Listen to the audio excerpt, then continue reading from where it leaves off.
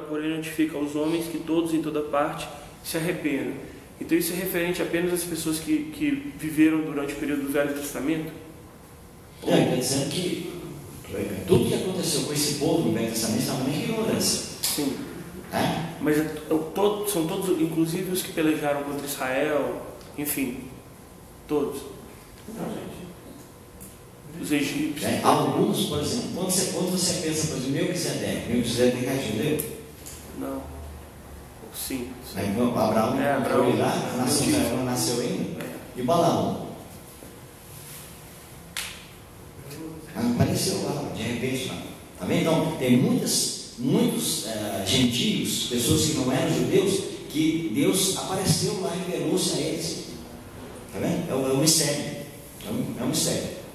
Esse é um mistério, na verdade. Mas, irmão, isso também é só referente ao tempo que precede o tempo da graça, que é o que vivemos hoje. Isso. Então, a partir da vinda de Jesus, isso aqui já não conta mais. Então, hoje nós estamos vivendo a era da igreja. Escuta bem, a era da igreja. Então, nessa era da igreja, então, o Senhor está dizendo que Ele manda que todos se arrependem. Que vai ter um dia o julgamento. É isso por meio do varão que Ele destinou, que é Cristo. Está vendo? Mas o problema, irmão, quando nós chegamos lá na frente, nós descobrimos que Deus tem um tempo ainda para os gentios. Isso aqui é claro. Só na grande tribulação, já mostrei os irmãos, quantos serão que o Espírito Santo mencionou para nós em Apocalipse 7? Uma grande multidão que ninguém podia contar. Isso? A grande multidão. No capítulo 9 mencionou 200 milhões. Então, por que agora ele não pode mencionar pelo menos 200 milhões? Olha, se ele mencionou no capítulo 9 200 milhões, o irmão está entendendo? Ele pode mencionar, mas ele está dizendo que ele não pode mencionar porque é uma grande multidão que ninguém pode contar. Essa multidão tem que ser maior ou menor? Bem maior. Ou igual? Bem maior. Tem que ser maior, irmão. Está vendo? Então, essas pessoas quem são? São gentios, serão salvos durante a grande tribulação. Parou aqui? Não, irmão. Aí depois lá, depois que levantar a igreja e levantar Israel, para que os demais homens busquem o Senhor. E o que mais? Como é que é, Renato? Sim. Sim, os gentios. Está vendo? Irmão, sabe qual é a dificuldade? É que a nossa cabeça está toda impregnada do ensinamento, esse ensinamento, de que com o arrebatamento da igreja acabou a era da graça, não há oportunidade de salvação. Esse é o problema. Tá? Então eu estou aqui, eu sei que estou batendo uma barreira. Eu estou batendo um muro. Não é fácil não, irmão, pode ter certeza. É muito difícil falar sobre esse assunto. Mas você tem que lembrar o seguinte, eu estou lendo esse livro há 50 anos. Não é de agora. E só depois dos 40, talvez até 42, que eu estou vendo que mais ou menos tem uns 8 anos, que o Senhor começou a abrir para mim. Me ajuda aí com o tempo. 9h33. 9h33. Tá bom. Irmão, todos os gentios. Tá? Fala todos os gentios. Isso. Para que eles busquem o Senhor. Para que todos. Isso. Então, irmão, veja, na era da grande tribulação, na era do milênio, o povo de Israel vai estar reinando aqui. Lembra que nós vimos Zacarias diz lá, todos aqueles que restarem das nações, qual? Da guerra de Gog e Magog. Está vendo? Desculpe, Armagedon, né? Gog e Magog é no final do milênio. Então, todos aqueles que restarem das nações na guerra, então eles vão ter que subir a Jerusalém para adorar o Senhor dos Exércitos. Está vendo? Então, durante esse período, irmão, é o maior período que Deus vai salvar os gentios. Durante o milênio. Mas, irmão Deus, a minha dúvida aqui com relação a isso, desculpa ser repetitivo, só para ficar claro, esse tempo de ignorância se refere ao tempo que precede o Senhor, correto? Desde o Adão até Jesus Cristo. Ok. Só isso. Entendeu? Então, veja, irmão. Nós perdemos de vista a misericórdia de Deus. Como que eu posso cobrar desse povo se eu não me revelei para eles? Como? Como é que ele pode fazer? Entendeu? Só se ele revelar, aí ele pode cobrar. Mas ele só se revelou para Israel. Tá vendo? Agora, aparecia um ou outro lá, de vez em quando Deus se manifestava a eles. Mas, de modo geral, essa palavra de Paulo aqui, irmão, é inspirada pelo Espírito Santo. Deus não levou em conta os tempos da ignorância de quem? Dos gentios. Aí manda me pedir que eu não tenho como, desculpe, só um minutinho. É que, na verdade, irmão Nelson, eu tenho muita dificuldade de entender isso. O que o senhor está falando é muito claro para mim. Eu tenho muita abertura mesmo, porque vem de encontro ao que Deus tem falado comigo há muito tempo. Eu venho das artes plásticas, visuais, cultura. Eu não consigo entrar, pares meus que possa compartilhar. Né? Eu, na verdade, estou no meio de gentios o tempo todo e eu vejo que a igreja está olhando totalmente para fora. Né? Então, o pessoal da cultura, da história da arte, você não tem como falar de Jesus para essas pessoas. Eles abominam a religião. Né? E eu vivo uma batalha muito solitária. Né? Então, isso tudo me dá um alento muito grande, porque eu falo, gente, mas Deus é amor realmente. Ele não criou a humanidade para a perdição dessa forma que vocês estão falando. Então, isso para mim me dá muita alegria. Né? Porque Jesus já tinha falado isso há muito tempo. Né? Agora, diante dessa minha colocação, eu quero te perguntar uma coisa. A história, nós estamos dentro da história, ou seja, a escrita, desde a escrita até agora, 6.000 anos. Né? Antes da história que eu estudei, pré-história, eu tenho estudos, né, de arte, tudo isso, 36.000 anos, 25.000 anos, o que a gente fala a respeito disso? Porque eu tenho muita dificuldade também, não só do que vai acontecer no futuro, mas também de, às vezes, um encontro com uma pessoa que eu estou ali evangelizando com a maior dificuldade, de ser enfático, assim, em algumas coisas, no que diz respeito à palavra de Deus, pré, né, gente? Não, o tempo é muito difícil para falar sobre isso. Agora, para me tocar nisso, mas, irmão, entre Gênesis 1 e 2, tem milênios ali. Tá? É por isso que a Bíblia não entra em choque com a geologia, que eles provam que as rochas indicam que a Terra tem mais de 6.000 anos. Então, onde é que está isso? No princípio, criou Deus os céus e a terra. Ele criou tudo perfeito. Está vendo? Isso é Gênesis 1. Mas agora a terra se tornou. Deus não criou nada. O próprio Isaías diz: Deus não criou a terra vazia, nem como um caos. Está escrito na Bíblia. Procura a referência para você ver. Isaías 43. Né? Então houve uma catástrofe. Foi a revolta de Satanás. Mas quanto tempo se passou? Não sabemos. Tá vendo? Então aí é que entra essa questão aí. Essas eras geológicas. A geologia eu não acho que não é problema, não. O problema são as manifestações culturais de em torno de 25.000 anos, 30.000 anos. Pinturas rupestres, né, de caverna. Não, pois é. Mas essa data que eles estão colocando, realmente eles não têm condição de colocar. Esse é o problema. É que o homem hoje, veja só, todo o ensinamento da evolução que apareceu com o homem de Pitdown, o homem de não sei de que é esse nome, irmão, tudo falso. Está vendo? Os seguidores ainda que queriam ensinar evolucionismo pegaram um dente e refizeram a pessoa toda. Isso é possível? Não é? Claro que não é. Pois só de você pegar nós que estamos aqui, todo mundo é diferente. Um camarada é capaz de fazer o outro com um dente. Muitos foram descobrir depois que era um dente do javali. Não é isso hoje, irmão. Isso é balela hoje. Tá vendo? Continua sendo teoria da evolução. Tá vendo? Então, o que eu aconselho é que se você não leu ainda, vale a pena ler. As Eras Mais Primitivas da Terra do Taylor.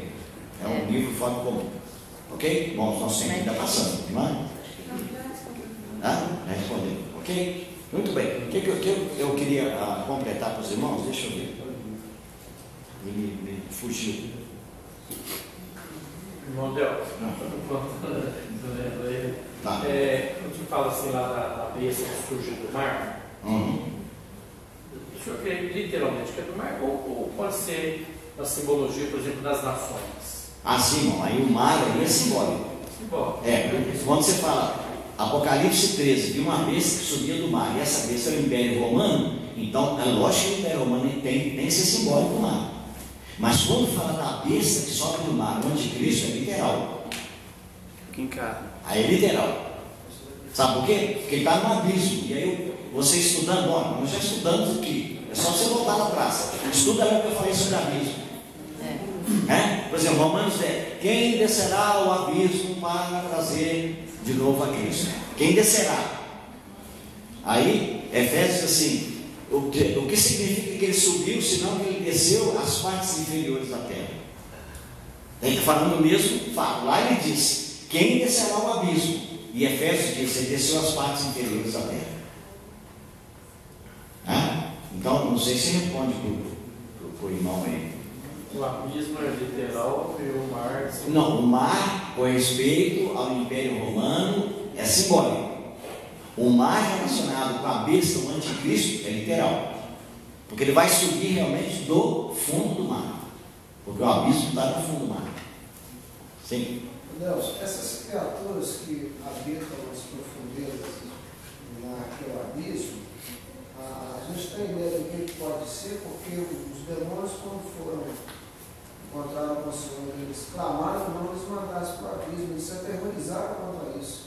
O que tem depositado ali, tanto reserva para... Lucas capítulo 8, né, quando Jesus chegou perto daquele endemoniado, né, então aquele que era o chefe da legião falou, não nos mande para o abismo, porque viesse atormentar nos anos do tempo. Tá? Mas irmão, esse é um assunto que assim, ó, vai pipocando um e outro e outro. É assunto desse é 3 dias. É assunto desse é 3 dias. Então, irmãos, resumindo, né, o que nós buscamos dessa vez, né, que do meu coração que eu busquei para mostrar para os irmãos é isso. Se você puder lembrar disso, esqueça. Tem muitos detalhes, irmão, que é difícil a gente tocar, até mencionar, é complicado, tá? É difícil, né? Mas quando eu leio na palavra de Deus, não tem como eu negar, né, que Paulo escreveu que todo Israel será salvo. E se eu falar que esse todo é 99%, então eu vou ter que negar um monte de todo que está na Bíblia. Então, para mim, ou todo é 100%, então eu vou ter que negar um monte. Está vendo? Mas há uma porção de interrogações. E nem vou levantar para os irmãos. Nem vou levantar. Mas o que eu tenho que crer é que se o Senhor falou que todo Israel será salvo, todo Israel será salvo. Está vendo? No momento que ele descer nas nuvens, aí o Senhor estava falando para os irmãos, que nós falamos aqui nisso, quando ele está descendo, estava dentro que eu falei que ele subiu, no Monte das Oliveiras, oculto, depois visível, depois oculto. Ele vai descer, está vendo? E depois então ele desce das nuvens, visível, até na terra. Nesse momento que ele descer, irmão, visível, aí Mateus diz que aparecerá o sinal do Filho do Homem no céu. E certamente deve ser numa cruz, que indica, né, o Filho do Homem que foi pregado numa cruz, que vai iluminar todo o universo. Está vendo? E aí diz, todas as tribos da terra o verão. Verão aquele a quem traspassaram e lamentarão sobre ele. Então essas tribos da terra não tem jeito, é as 12 tribos de Israel, porque Deus só reconhece as 12 tribos de Israel. Brinquei até com os nomes, não tem nada a ver com Chavante, nem com Ciúmes, nem Apache, né? Nem as tribos de índios do Brasil, as 12 tribos de Israel. Está vendo? Então naquele momento, irmãos, ali Zacarias diz, será derramado sobre ele o espírito de graça e de misericórdia. E naquele instante eles serão todos convertidos, toda a nação. Irmão Deus, mas essa passagem fala que os povos eles se lamentaram como se fosse, agora já era. Não, vão lamentar por ter matado o Messias deles. Tá, não porque se já era vivo. Não, de jeito nenhum. Leia Zacarias capítulo 12, Mateus 24 e Apocalipse capítulo 1. Leia os irmãos aqui, Zacarias, a cada família, a família de Davi, a família de Natã, a família de Sadoc, cada família à parte vai chorar, porque nós matamos o nosso Salvador, crucificamos a ele. Mas irmão, é muito bonito. Zacarias capítulo 13 diz que quando o Senhor encontrar, estiver na frente de alguns, que eles vão perguntar para ele assim, que sinais são esses nas suas mãos? Aí os irmãos sabem, quando nós estamos dentro da Bíblia, não tem como. Quando ele pergunta de sinal na mão, tem que ser o Senhor Jesus. Tá?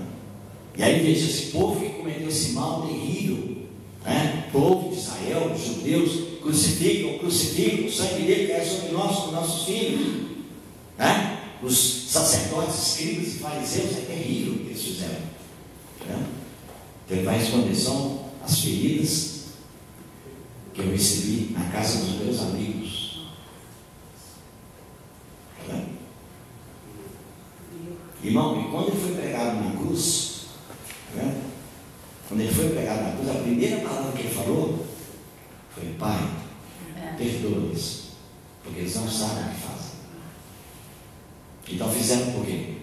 Por ignorância. Tá vendo? Pedro, quando estava pregando para as autoridades, ele chegou, pôs o dedo no nariz dele assim, falou assim: vós matastes o príncipe da vida. Mas talvez a menos expressão foi completa o resto. Mas eu sei, irmãos, que o fizeste por ignorância. Por ignorância, não. Eles mataram com a pena. Mas para Deus, a misericórdia deles, eu sei que vocês fizeram por ignorância. Então, por isso, por essas coisas, é que nós imaginamos que o propósito de Deus para salvar as pessoas é muito maior do que nós imaginamos. Está vendo? O que eu quero deixar para os irmãos é só isso. Não aumente as minhas palavras, porque eu não estou falando que alguns irmãos eles pensam que eu estou falando. Não estou falando isso. Mas é que essa salvação não, é muito maior. Muito maior do que nós imaginamos. Porque o coração de Deus Ele quer que todos os homens se salvem. Irmão, ele falou 2 vezes isso, não uma só. Uma em Timóteo e a outra.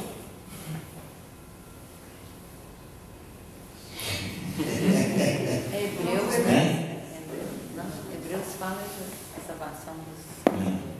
Segunda Pedro, alguns estão dizendo que é a promessa da volta dele. Deus é longânimo para convosco, não querendo que alguns se percam, mas que todos cheguem ao conhecimento da verdade. Irmão Deus, eu ouvi muita pregação sobre a ira de Deus. Então o quê? A ira de Deus. Essa ira ela está sendo derramada agora? Em alguns casos, é na grande tribulação.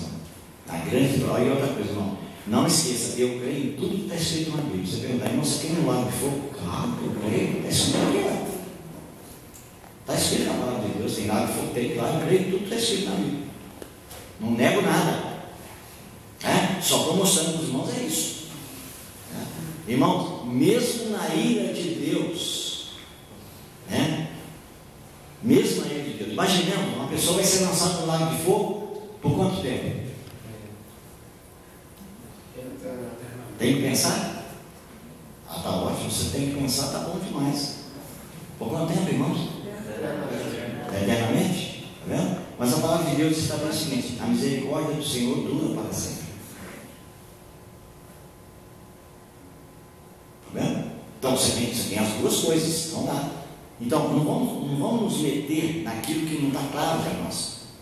Tá? Isso que eu estou falando dos irmãos aqui, para mim é claro, e com o tempo você vai ver que é claro. Tá vendo? Por que Paulo orou os Coríntios dizendo assim, que eles se colocavam diante do Deus e Pai do nosso Senhor Jesus Cristo, para que eles pudessem conhecer a altura, a profundidade, a largura e o comprimento de quem? O amor de Deus.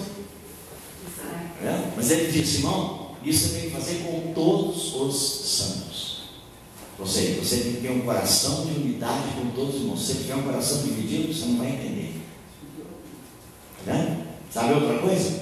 Quando você fala do arco, que nós chamamos de arco-íris, eu não sei se é correto, me parece que não, chamar de arco-íris na arco, o arco da aliança. Quando Deus deu esse arco para Noé e para todo o povo, Ele deu com uma finalidade. Sim, lembrança de quê? Ele prometeu que não destruiria mais a terra com água. Então eu pergunto, irmão, isso é julgamento ou misericórdia? Não é misericórdia? Muito bem. Qual o tamanho do arco-íris que você conhece? Você já foi lá numa ponta dele para ver se achava o pote de ouro? Eu já fui várias vezes. Só quando eu chegava eu descobri, irmão, que troça mais longe que eu pensei, rapaz. Pensei que era em cima aqui desse monte, que eu não cheguei, tá tudo longe, não é assim, irmão? Ó.